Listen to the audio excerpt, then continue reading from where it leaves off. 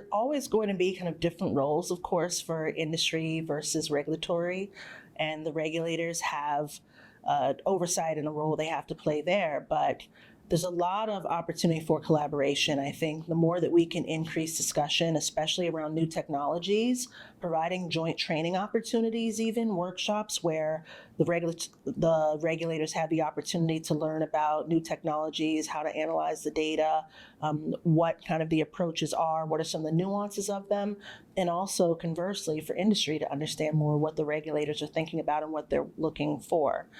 With the alternative methods or new approach methodologies that are approaches to reducing animal testing, there's so much discussion there and so much enthusiasm around in vitro technologies like organ on a chip through the use of AI. But I think to be really robust, we need that collaboration discussion. Also, industry coming together more, and I think collaborating will also make a lot of these approaches more robust. So the more that we can talk and share ideas, especially with the way that science is evolving so quickly, then I think the stronger our whole ecosystem will be and the faster we'll be able to get things to the people that need them as far as treatments and therapies.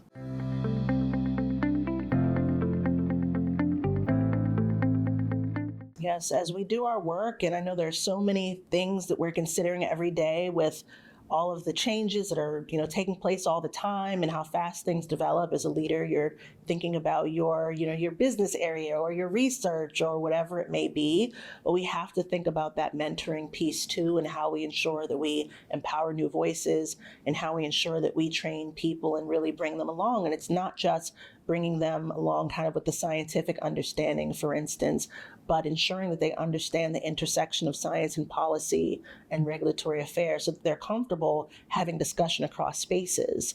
It's really important for the public to know what we do in our fields, the expertise that people have, the dedication to developing therapies that get to patients.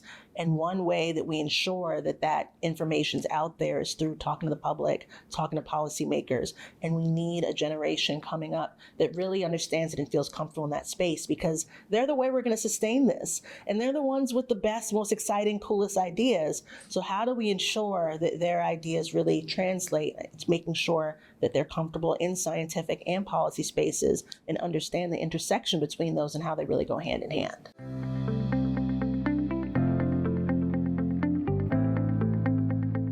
I love scientific meetings that are, kind of part of associations. I think that that's really important for us to have those professional spaces where we get to have community and build community, interact with other people. And sometimes it's where your best new ideas come, or you just think about things in a new way, or you have a new person that you can call when you see something you haven't seen before, and just that sense of knowing that there are other people with this interest that you have. So really important, and these scientific meetings are always so rewarding. You learn so much, and great thing about this meeting, I think, is it brings that intersection of the science, of the data, of the policy, of the regulatory.